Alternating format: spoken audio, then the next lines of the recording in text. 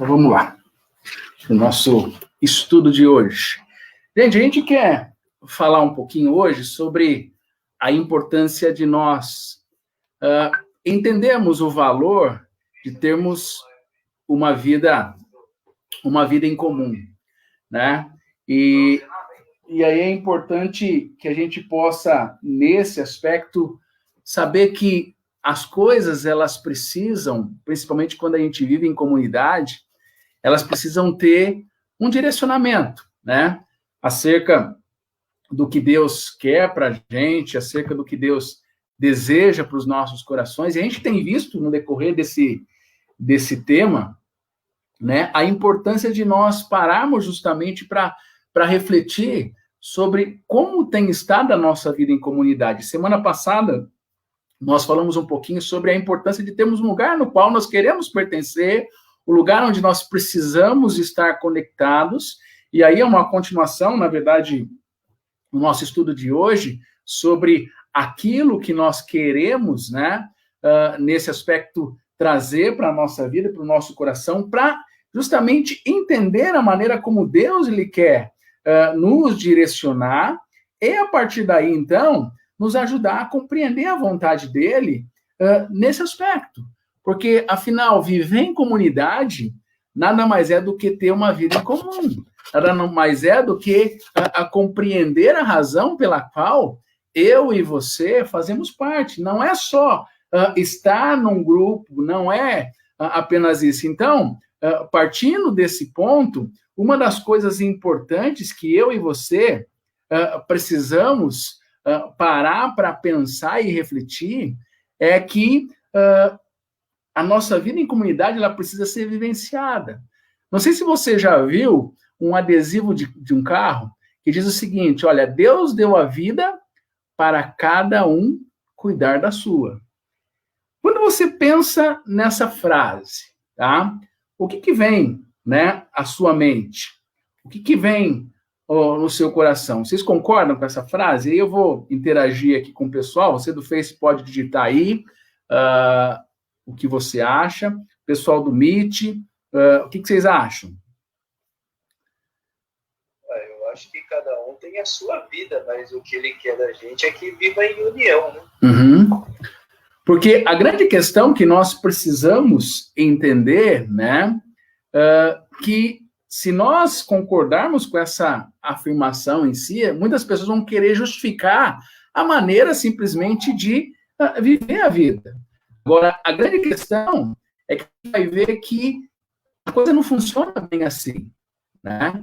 E principalmente no aspecto de que dentro do cristianismo nós fomos feitos, ou a nossa vida foi feita para ser partilhada com outras pessoas. Ou seja, eu não vivo de forma egoísta, eu não vivo de forma em que eu olhe apenas para a minha vida. Entendeu? Dentro da ótica cristã, eu preciso entender que a minha vida, o meu coração, foi criado primeiro para se relacionar. Nós falamos um pouco disso na semana passada, ou seja, Deus nos deu uma vida para que juntos possamos compreender a maneira pela qual Ele deseja que possamos viver uma vida em comum. E aí, veja o que Gálatas, Paulo vai dizer em Gálatas, capítulo 3, versículo 15. Ele vai dizer que a paz de Cristo seja juiz em seu coração, visto que vocês foram chamados para viver em paz, como membros de um só corpo, e sejam agradecidos. Ou seja, veja que Paulo ele vai chamar a atenção daquela comunidade e de nós hoje, dizendo o seguinte, que a paz de Cristo tem que ser aquela que vai, na verdade, nos direcionar e que vai, na verdade, nos ajudar a entender que fazemos parte de um corpo, que não somos um organismo simplesmente de apenas um núcleo, uma pessoa, não. Nós fazemos parte de um corpo que precisa, na realidade, de outras pessoas. Afinal, ninguém vive sozinho. E é tendo essa perspectiva, e eu sei que a gente vive num tempo em que às vezes a gente fala, não, minha vida é minha, ninguém tem nada a ver com isso, nós precisamos desenvolver uma relação, porque se à medida em que nós vivemos a nossa vida de qualquer maneira, a gente começa simplesmente a perder de vista aquilo que de fato é importante para nós, aquilo que de fato nós devemos, como servos de Deus, viver. E aí uma das coisas que você precisa então entender é de que Deus quer que eu e você possamos viver juntos. E sabe, a Bíblia ela chama essa experiência que nós compartilhamos de comunhão. E sabe, isso é um ponto que talvez hoje nós estamos sofrendo e muito. Por quê? Porque na realidade, com esse distanciamento, e o pessoal da nossa igreja pôde presenciar um pouco disso, no aspecto do tempo em que a gente serviu a ceia lá, né, no drive-thru, o quanto nós estamos sedentos por relacionamentos, o quanto nós precisamos justamente um do outro e principalmente compartilhar nossas experiências, compartilhar isso na comunidade, vivenciar isso de maneira em que possamos a cada instante o quê? Ser trabalhados. Agora, é importante que nós busquemos dentro desse aspecto entender que a real comunhão ela significa muito mais do que estar nos cultos. Ela significa muito mais do que simplesmente participar de estudos bíblicos, como um momento esse, ainda que distante, ainda que cada um aí no seu ponto, é muito mais que isso. Por isso que a gente tem que entender que ter uma vida em comum inclui diversas outras facetas, como amar, e aí esse amor, ele não é um amor que está simplesmente sendo colocado ou desenvolvido de maneira em que as pessoas elas querem algo em troca. Não, esse amor tem que ser algo desinteressado. É justamente a gente aprender a abrir o coração, a servir nas necessidades práticas da outra pessoa. A gente está vendo, infelizmente, né, com toda essa situação na qual o nosso país vive hoje, a nossa cidade vive hoje, pessoas perdendo seu emprego, pessoas não conseguindo lidar com as pequenas coisas da vida, e as pessoas estão sofrendo. E aí é que nós precisamos entender que ter comunhão ou ter uma vida em comum é a gente manter a generosidade. É a gente simplesmente entender que o que Deus quer para a minha vida, o que Deus quer para a sua vida é sermos Ele aqui nesse mundo. É as pessoas olharem para mim, que digo ser cristão, é as pessoas olharem para a minha vida e dizer, poxa, essa pessoa é parecida com Cristo. E por quê? Porque ela busca compassivamente olhar para as outras pessoas, ela busca servir uns aos outros, ela busca encontrar uma resposta para que a sua vida não seja simplesmente uma vida com um evangelho teórico, com um evangelho que simplesmente as pessoas vão perdendo de vista. Queridos, Deus não nos chamou simplesmente para viver uma fé teórica, mas o que Deus quer é que nós possamos viver como aqueles primeiros cristãos que estavam lá no Novo Testamento, em Atos, que de fato se preocupavam com o outro. Então, nesse tempo de pandemia, nesse tempo em que nós estamos vivendo, onde as pessoas estão um pouco desvencilhadas umas das outras, no aspecto de não poder ter um contato direto, nós precisamos nos interessar. E talvez existam pessoas que você precisa dar uma ligadinha, falar, viu, tá tudo bem com você? Olha, faz tempo que a gente não se fala. Como que estão as coisas? Porque normalmente a gente vai simplesmente deixando de lado essas pequenas coisas e isso vai apagando aquilo que de fato é importante na nossa vida. E é por essa razão, então, que a grande pergunta que nós precisamos fazer é: será que devemos compartilhar nossas particularidades com um grande grupo de pessoas? Porque se ter comunhão, como nós estamos vendo aqui, é ter uma experiência compartilhada, se ter comunhão inclui justamente trabalhar e estarmos juntos, quando a gente fala um pouco da nossa particularidade, eu devo colocar isso para um grande grupo de pessoas? Deixa eu ouvir o pessoal um pouquinho aqui. Você do Face pode nos falar. Você aqui do Google Meet também. Alguém quer tentar responder essa questão? Pastor. Pode falar. Pastor, Oi. uma vez eu lembro que a gente estava escondendo esse negócio de não conseguir ter filho, e acho que quem sabia era o senhor e a gente só.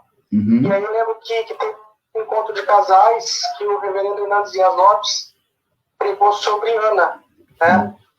Ana e o Cana, que não conseguia ter filho e tal. Aí eu até brinquei com ele e falei, eu sou secretário sinodal, presbiterial de UPA, minha mulher trabalha com CP. A gente tem que abrir uma coisa tão particular, sabendo que muita gente vai ficar sabendo disso e pode isso virar pressão. Aí ele falou, olha, você tem que abrir sim, mesmo que seja uma exposição, que seja coisa de vocês, porque a igreja precisa orar. Uhum. Porque vocês estão sofrendo uma situação só a dois e pertencem a uma comunidade. Então, a gente passou a abrir aí. A igreja passou a abrir para quem perguntasse. E era uma situação ruim que até todo mundo falava, cadê o bebê? Vocês estão enrolando muito, e aí, não sei o quê. Uhum. E aí eu lembro que depois desse encontro de casais, a gente meio que abriu, assim, para a igreja orar e que fizesse a vontade dele, fez de uma forma diferente e agradável também. Uhum. Então, às vezes a gente fica guardando muito e está sofrendo, está angustiado. Uhum. E tem liderança, tem pessoas que gostam da gente, que vai nos abençoar também e trazer uma palavra de conforto e vai interceder. Sim, de fato. Isso é bom. E é importante a gente entender o valor de compartilharmos. O valor de conseguirmos justamente entender o quanto compartilhar muitas vezes nos auxilia na nossa dor e nos auxilia a vencer os momentos, porque a sua dor também pode ser a dor do outro. A sua dor também pode ser um momento em que você precise lidar com isso. Agora, o importante é a gente entender o seguinte, quando se trata de comunhão, o tamanho é importante, mas quanto menor for o grupo, melhor, porque você pode, até, por exemplo, mesmo no meio da multidão, as pessoas se importarem, mas você sempre também vai ter aqueles que vão ser mais chegados seus, sabe? E aí o que a gente tem que entender é que eu preciso compartilhar a minha dor, eu preciso mostrar isso, mas, ao mesmo tempo, eu preciso ter pessoas que vão me auxiliar, porque mesmo dentro de um grande grupo, e aí usando a questão que o Zé colocou, a relação de querer ter filho e tudo mais, a gente vê o seguinte, que a gente coloca as pessoas que estão orando, mas sempre vão ter aqueles que vão se achegar mais próximos e a partir daí vão caminhar com você e a partir daí vão estar ao seu lado. É mais ou menos quando Jesus, por exemplo, ele ministrou, né? Ministrou para um grupo de discípulos. Ou seja, você vê Jesus simplesmente colocando a sua vida no aspecto de auxiliar aqueles que estavam seguindo, e durante os 3 anos de Jesus, as pessoas foram sendo conduzidas, as pessoas foram se achegando a ele. Então, isso é importante nós entendermos. E o que a gente precisa entender é que, à medida em que nós vamos tendo estes grupos para participar, e esse grupo de estudo é uma parte deles, se Deus quiser, quando voltarmos, né, dessa pandemia, nos nossos pequenos grupos, inclusive você é convidado a estar conosco, a partilhar conosco, porque é um tempo de comunhão, onde a gente cresce, é um tempo onde a gente ora um pelo outro, é um tempo onde a gente se abraça, é um tempo onde a gente precisa se conectar. E aí é importante a gente entender que experimentar uma comunhão na vida real, isso muda drasticamente a nossa maneira de encarar a vida. Isso muda a maneira de nós entendermos. E aí uma das coisas importantes que eu e você precisamos pensar nesse aspecto é: qual é a diferença entre a comunhão verdadeira e a falsa? Porque quando a gente para simplesmente olhar para todo o contexto, olhar para todas as questões, a gente vai ver que as pessoas, por vezes, elas não vivenciam uma verdadeira comunhão. E aí, justamente o que a gente está falando hoje, é que quando a gente fala de comunhão, essa comunhão precisa ter algumas características que devem justamente me levar a compreender a maneira como Deus ele trabalha em meio a tudo que acontece comigo. E aí, a primeira coisa que você precisa, a partir daqui, entender, para você diferenciar aquilo que é uma comunhão verdadeira e aquilo que é uma falsa comunhão, primeiro, é que na comunhão verdadeira, as pessoas encontram autenticidade. Ou seja, elas não fingem ser o que não são. Elas são autênticas. Elas buscam, de alguma forma, vivenciar essa realidade. Eu não estou lá para agradar apenas, mas eu quero justamente estar ao lado, eu quero justamente acompanhar essa pessoa, eu quero justamente estar ao lado e auxiliar a pessoa nos momentos, eu quero orar com ela, eu quero justamente acompanhá-la em todos os desígnios. Isso tem que ser autêntico. A gente sabe simplesmente quando as coisas não são verdadeiras, quando as pessoas elas fazem sem fazer. E é aí que eu e você precisamos, nesse aspecto, entender que a comunhão autêntica, ela não é uma comunhão superficial. Ela não é um bate-papo onde nós falamos simplesmente da banalidade da vida. Mas ela é algo que nos leva a olhar para o coração do outro. Nos leva a justamente partilhar coisas que às vezes estão machucando a nossa vida. Que às vezes está trazendo para nós situações nas quais nós não estamos conseguindo lidar, como o fato de uma doença, como o fato de eu não conseguir realizar um sonho, como as minhas frustrações. Então, é importante a gente entender em todo esse processo que somente quando você somos abertos sobre a nossa vida, é que nós vamos experimentar essa real comunhão.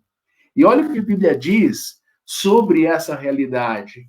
Primeira carta de João, lá no capítulo 1, versículo 7. Olha, se porém andarmos na luz, como ele, Deus, tá? Está na luz, olha o que o texto diz.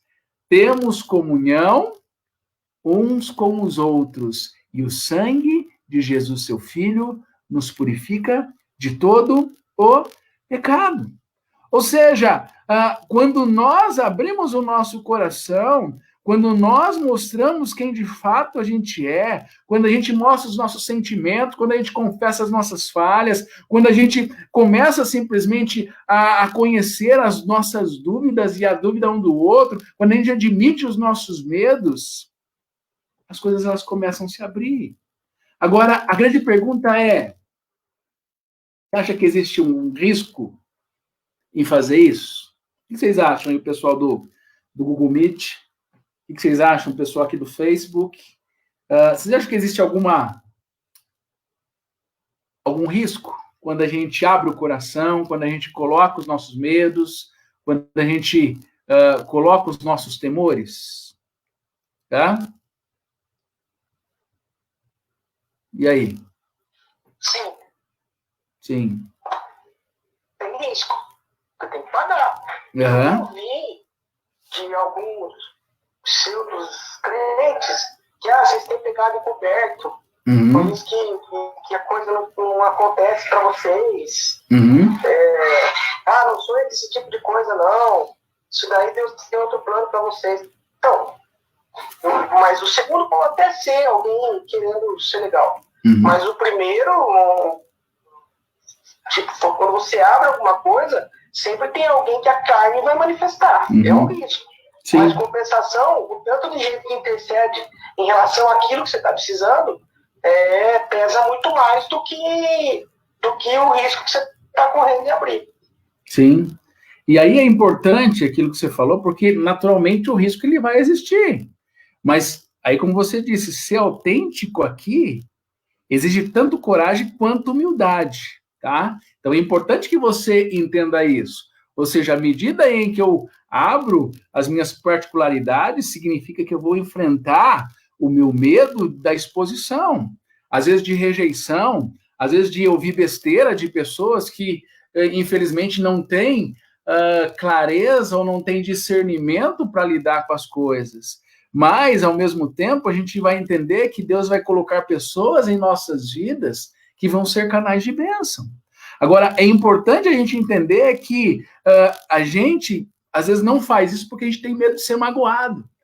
A gente tem medo de simplesmente ouvir coisas que vão nos chatear ainda mais. E é por isso que nós precisamos, a partir daqui, compreender a maneira como Deus ele quer trabalhar.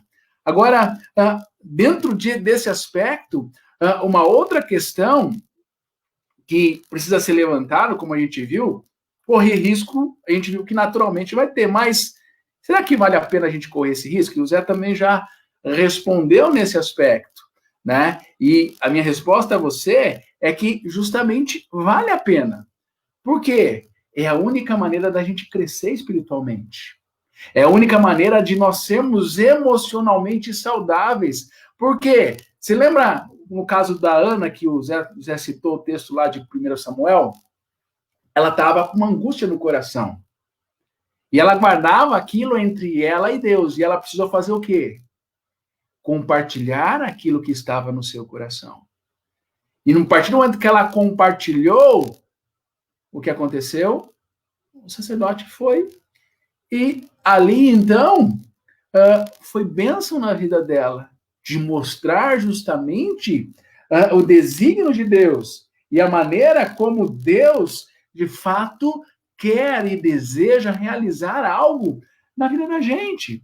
Por isso, olha o que a Bíblia fala para a gente em Tiago, capítulo 5, versículo 16. Portanto, confessem os seus pecados uns aos outros e orem uns pelos outros. Agora, qual é o propósito disso? O final do verso diz, para que sejamos curados. Agora, gente, é óbvio que tem situações que nós não vamos abrir para qualquer pessoa. É óbvio que tem situações, mas à medida em que você vai tendo uma convivência dentro de uma comunidade, você vai notar o seguinte, que vão ter pessoas mais próximas nas quais você vai abrir algumas coisas, que você vai trazer mais para perto de você, que você vai dizer, olha, eu estou precisando de um tempo para orar, estou precisando de um tempo para conversar, estou precisando de um tempo para poder lidar com os meus medos. Porque há momentos em que nós nos esgotamos, há momentos em que nós não conseguimos, e o que nós precisamos entender a partir daqui é que nós só crescemos assumindo riscos. E o mais difícil risco de todos, muitas vezes, sabe qual é? É sermos honestos com nós mesmos. É sermos honestos com as outras pessoas. Porque, às vezes, nós temos a tendência de mascarar, dizer, você está bem. E aí você fala para a pessoa, não, estou bem, não, estou ótimo. Né? Mas, às vezes, o nosso coração não está legal. E às vezes a gente vai guardando isso, a gente vai levando isso, a gente vai deixando que isso, na verdade, comece a corroer o nosso coração, de maneira a não nos permitir encarar as coisas que estão à nossa volta. Então, é por isso que nós precisamos entender é que, na verdadeira comunhão, eu preciso ser autêntico. A verdadeira comunhão é aquela que, de fato, mostra quem eu sou. Que eu não sou alguém assim tão perfeito, que às vezes eu não sou alguém que é tão feliz, que eu não sou alguém que simplesmente consegue realizar todas as coisas. Eu sou alguém, sim, que tem falhas, eu sou alguém que tem medo, eu sou alguém que me frustro, eu sou uma pessoa normal como todos os outros, assim como quando a gente olha para a Bíblia. Às vezes a gente olha para as Escrituras, a gente olha para a Palavra de Deus, e a gente começa a ver os personagens e acha que eles são super-homens, super-mulheres. Não, eles são pessoas como eu e você, que enfrentam e que passam situações difíceis, que muitas vezes pensaram em chutar o balde muitas vezes, mas por quê? Porque, na verdade, eles são pessoas pecadoras e também frágeis como eu e você. Para ler o livro dos Salmos, por exemplo. Você vai ver as pessoas ali abrindo o coração, mesmo esse Davi que era tão forte. Olha lá, por exemplo, para Elias, que era um cara tão cheio de si, tão forte na sua fé, mas que de repente, lá em 1 Reis 19, ele foge e chega a sentar embaixo de uma árvore e dizer: Deus, olha, minha vida não vale nada, tira minha vida logo porque eu não valho nada. E às vezes a gente tem esse sentimento de ter essas coisas no nosso coração, mas a gente fica guardando pra gente, a gente fica sofrendo sozinho, porque a gente não quer expor, não quer se expor. Porque se expor simplesmente não nos permite, muitas vezes, buscar compreender aquilo que, de fato, é importante para nós. Então, entenda, se você quer ter uma comunhão verdadeira com alguém, seja honesto, seja verdadeiro. Não fique escondendo as coisas ou quem você de fato é. Porque hoje no nosso meio, no nosso mundo, né, aquela coisa, não, eu preciso mostrar que tu tá bem. Né? Existem pessoas que querem simplesmente viver, mesmo diante da crise, não, minha vida tá bem, tal, isso, aquilo, mas às vezes não tá. Às vezes emocionalmente eu não estou bem e eu preciso reconhecer que eu sou um ser limitado. Então, Deus nos chama a ser autênticos. Agora veja, o que nós precisamos entender também é que na verdadeira comunhão, as pessoas vão encontrar uma coisa chamada reciprocidade. Tá? Talvez muitos já ouviram essa palavra, conhecem bem essa palavra, mas quando a gente para pensar o que é reciprocidade, tá? Quando a gente pensa nessa palavra, reciprocidade seria basicamente a arte de dar e receber. Reciprocidade seria depender um do outro. Porque a gente vai ver que todos somos mais constantes da nossa fé quando a gente tem outras pessoas que vão caminhar com a gente. Quando simplesmente nós não vamos estar sozinhos, nós vamos ter pessoas que vão dizer para a gente: opa, vamos lá, gente, você vai conseguir, ó, não desiste não, você vai chegar lá. Olha, não é só você que passa por isso, não é só você que enfrenta determinada situação. E é aí que reside o fato de nós lidarmos com as nossas frustrações, de nós lidarmos com aquilo que está passando na nossa vida, no nosso coração. Então, é importante, dentro desse aspecto, você entender que eu preciso de outras pessoas, sim, que caminhem comigo e que vão, na verdade, nos momentos de angústia, nos momentos de luta, me auxiliar, me dar força e me ajudar a não desistir, muitas vezes, dos planos e propósitos que Deus tem para a minha vida. Afinal, queridos, a Bíblia, ela ordena que haja uma prestação de contas. A Bíblia incentiva a reciprocidade. A Bíblia, ela nos incentiva a mutualidade, a honrar um ao outro. E aí, olha que o texto de Romanos, capítulo 12, versículo 10, nos diz: dediquem-se uns aos outros, com o amor fraternal. Agora veja, a parte B do versículo: prefiram dar honra uns aos outros mais do que a si próprio.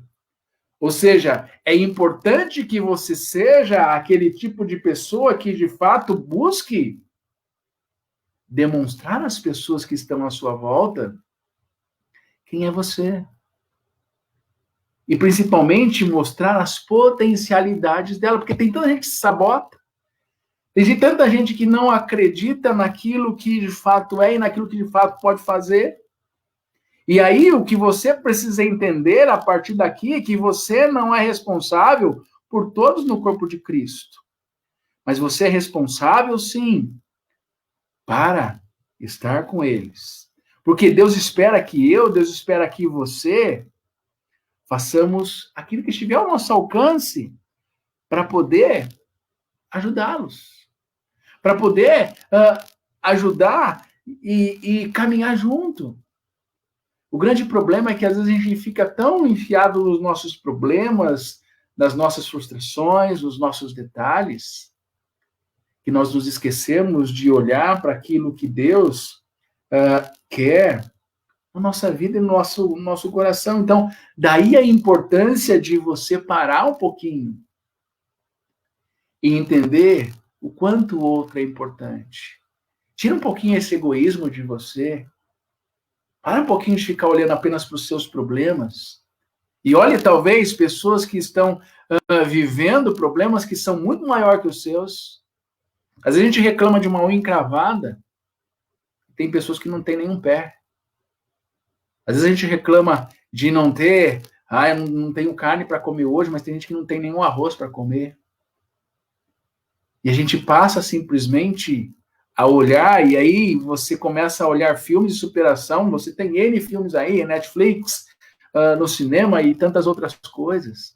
Mas a grande questão é que nós precisamos entender nesse processo que a verdadeira comunhão, eu preciso encontrar, você precisa encontrar a reciprocidade. Ou seja, uma troca. Nós precisamos entender de não só querer receber, mas aprender a dar aquilo que nós temos recebido. Às vezes nós queremos só receber. O grande problema nosso, do ser humano, é esse. É aquela coisa de que, é importante o que eu estou passando agora, é importante algo para mim, para mim, para mim. Mas se eu não começar a partilhar, se eu não começar a ter uma vida em comum, eu não estou vivendo uma verdadeira comunhão. Eu não estou lidando com aquilo. Por isso que eu tenho que entender que a verdadeira comunhão, eu tenho que ser autêntico, mas na verdadeira comunhão também eu preciso encontrar ali reciprocidade. Infelizmente, você tem pessoas que só querem, não é, algo para elas. Agora, uma terceira característica da verdadeira comunhão é que, na verdadeira comunhão, as pessoas elas encontram compaixão. Ou seja, as pessoas vão encontrar algo que, de fato, vão auxiliá-las a vencer os seus medos. Se a gente parar para perguntar o que vem a ser compaixão, tá? O que é compaixão? O que representa esse termo compaixão?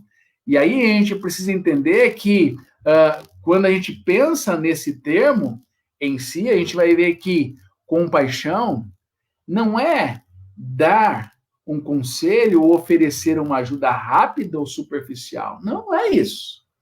Mas compaixão, olha aí, é penetrar e partilhar a dor dos outros. Não é simplesmente falar, não, eu estou orando por você. Não, não. Mas é você dizer, filho, vem aqui um pouquinho. Você está precisando conversar, vamos junto aqui.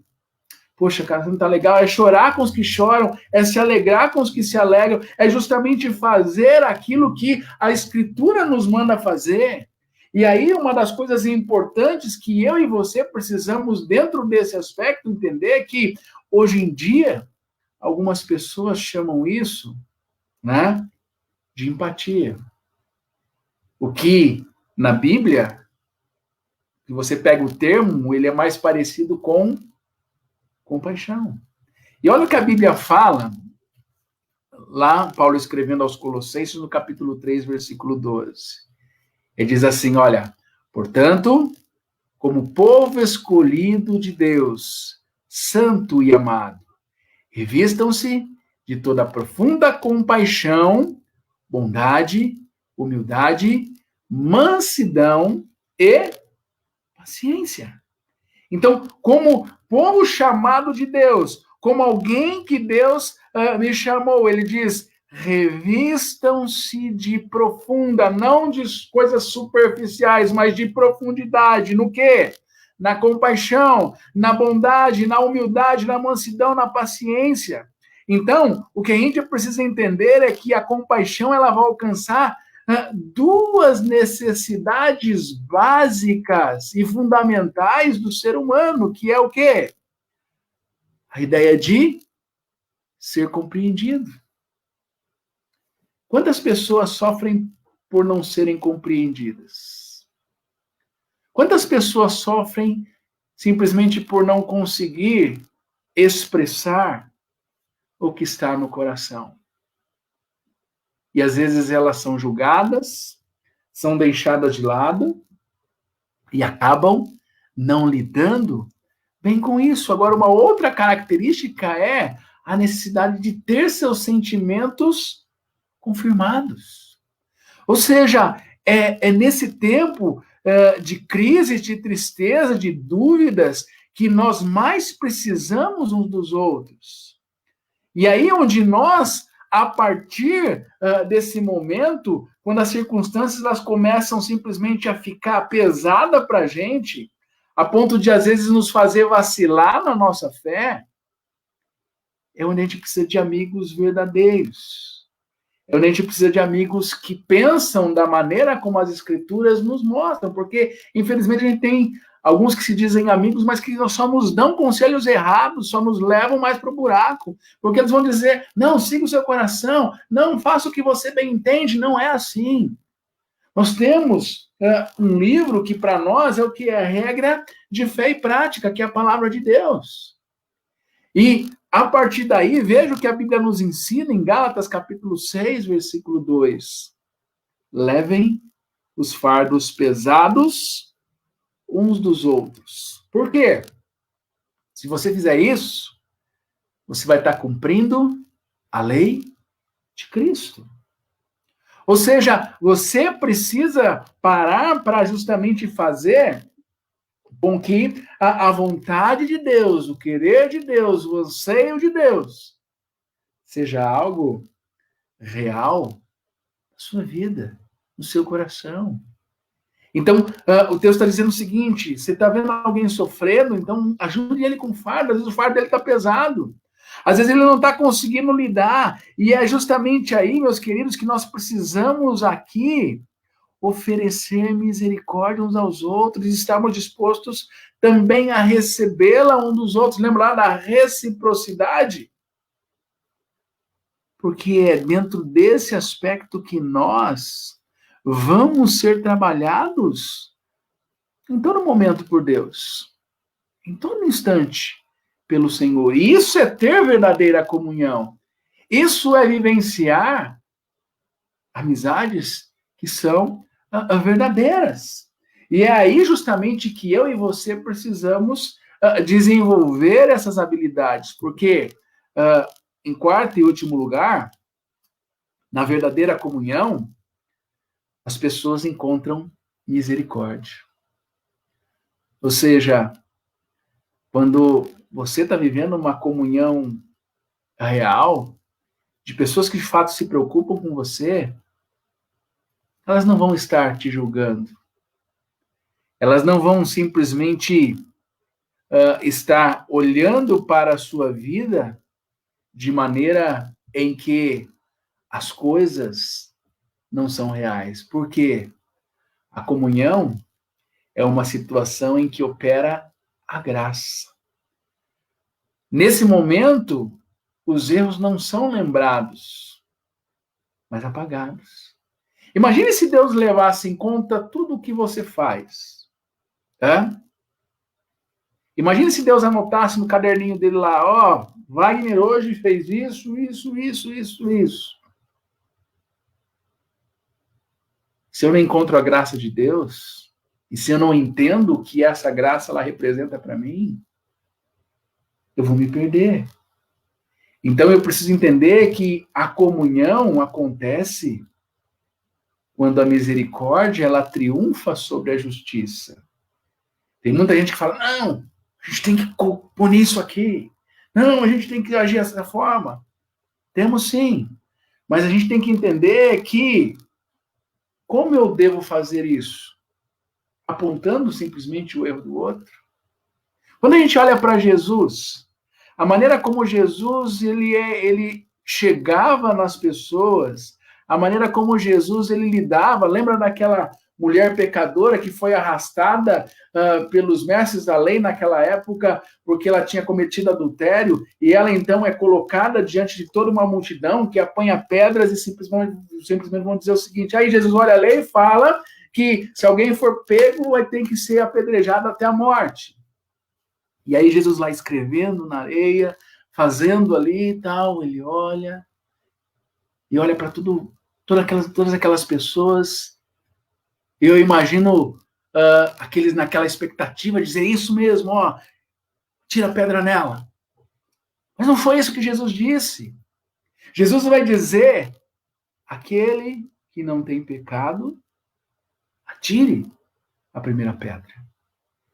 E aí, então, o texto nos mostra que um por um foi saindo e fica somente a mulher e Jesus. E ali naquele instante, então, Jesus vai dizer o seguinte: minha filha, ninguém te acusou, ninguém simplesmente deu a você uma condenação. Ele falou: muito menos eu vou te condenar. Mas olha como Jesus, ele quer mostrar que precisaria de mudança na vida dela. Não é exercendo tudo a ferro e fogo, mas dizendo para ela: olha, veja a oportunidade que você está tendo, veja a consequência dos seus erros, onde estavam te levando. Você poderia, neste momento, estar morta. Você poderia, neste momento, não ter mais a sua vida. Você poderia estar sofrendo drasticamente, mas agora ninguém te condenou, eu também não te condeno, mas faça o seguinte: saia desse momento, vá e não peques mais. Então, isso mostra para mim, isso deve mostrar para você que todos nós precisamos de misericórdia. Por quê? Quem não tropeça? Quem não cai? E aí que a gente tem que entender que, às vezes, quem está caído precisa de ajuda para poder voltar ao caminho. Porque a pessoa não consegue ter força justamente para lidar com seus erros, para lidar com sua queda, para lidar com aquilo que está acontecendo com ela. Então é nessa hora que eu, que você precisamos oferecer misericórdia uns aos outros. É nessa hora que eu e você precisamos estar dispostos a receber essa pessoa e demonstrar misericórdia a elas, assim como Deus demonstra a mim e a você a cada dia, a cada instante da nossa vida.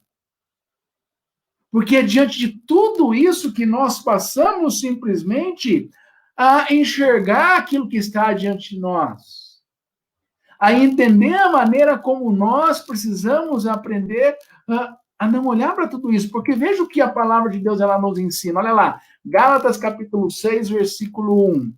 Paulo vai dizer: irmãos, se alguém for surpreendido em algum pecado, vocês que são espirituais deverão restaurá-lo. De que maneira? Com justiça? Com força? Não. Ele está dizendo: vocês que são espirituais, vocês vão restaurá-lo com amor. Vocês vão restaurá-lo com mansidão. Vocês vão trazer eles para que eles possam, a partir daí, entender aquilo que está acontecendo com eles. Mas veja que ele diz: cuide-se, porém, cada um, para que também não seja tentado. Então, é importante em todo esse processo, em todo esse momento, que eu e você possamos justamente entender o valor. E não só tirar pedra, e não só ser aquela pessoa rústica com a outra pessoa, porque às vezes o que ela está precisando é de um abraço. O que ela está precisando é de alguém que possa ouvi-la. Não acariciar e dizer, para falar, não, acontece mesmo. Não, é para mostrar para ela, como Jesus fez. Porque ao mesmo tempo que Jesus falou assim para aquela mulher: olha, ninguém te condenou, ele falou: também não te condeno. Mas veja como Jesus termina a história. Diz: agora sai daqui, vai. Ao você sair deste lugar, não peques mais. Em outras palavras, muda de vida. Muito mais do que eu ficar apontando o dedo, muito mais do que simplesmente eu ficar falando do outro, eu preciso talvez trazer essa pessoa e mostrar para ela, olha, vamos sentar aqui. Olha para a sua vida, olha para as atitudes que você está tomando. Você acha que isso vai te levar a algum lugar? Você não acha que isso vai te trazer consequências nas quais você lá na frente vai se arrepender? Do que simplesmente eu dizer para ela assim, ó, você fez isso de errado, você fez isso, e aí você vai jogando peso atrás de peso, vai atacando pedra atrás de pedra na pessoa, ao ponto que a pessoa retrai, e aí você simplesmente... Então nós precisamos ter sabedoria, nós precisamos ter mansidão, é isso que Paulo está dizendo aos Gálatas. De nada adianta eu jogar a pessoa para fora e simplesmente não olhar para aquilo que é importante. Por isso, meus queridos, é que nós precisamos viver o Evangelho. E aí é ter verdadeira comunhão. Verdadeira comunhão é eu justamente olhar como Cristo olhou para a pessoa. E aí, então, para a gente encerrar esse momento, algumas coisas que eu gostaria de deixar para vocês pensarem. Primeiro, existem muitos outros benefícios que poderíamos experimentar fazendo parte de um grupo comprometido com a verdadeira comunhão. Então, se de repente você não tem tido comunhão, ou você tem guardado as coisas muito para você, é momento de você refletir a importância de você caminhar com o outro, a importância de você andar com o outro, porque essa é uma parte essencial da nossa vida cristã e que ela não pode ser ignorada, que ela não pode simplesmente ser deixada de lado. E se a gente olhar, a gente vai ver que por mais de 2000 anos os cristãos têm se reunido regularmente em grupos pequenos para desenvolver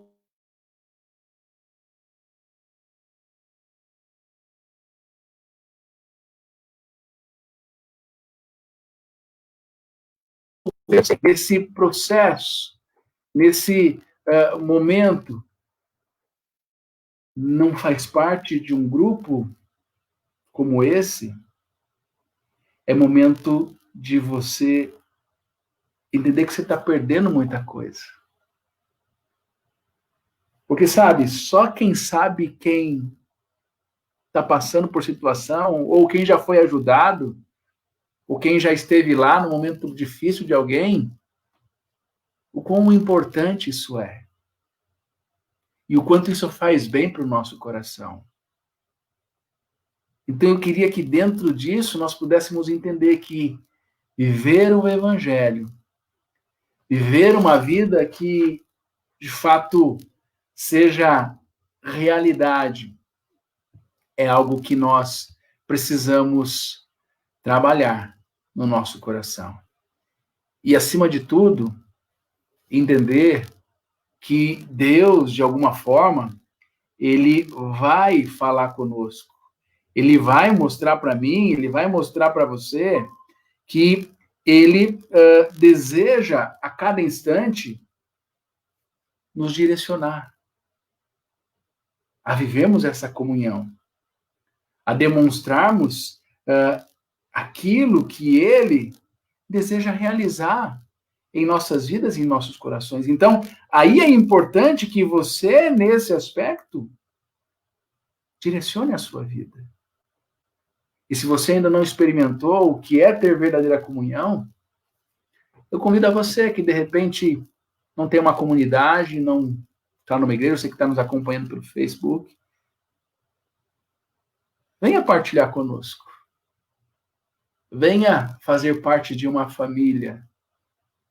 Porque o que nós mais queremos como igreja, e esse mês é um mês especial para a nossa comunidade, porque ela completa 8 anos de organização, a gente quer ser instrumento de Deus na sua vida.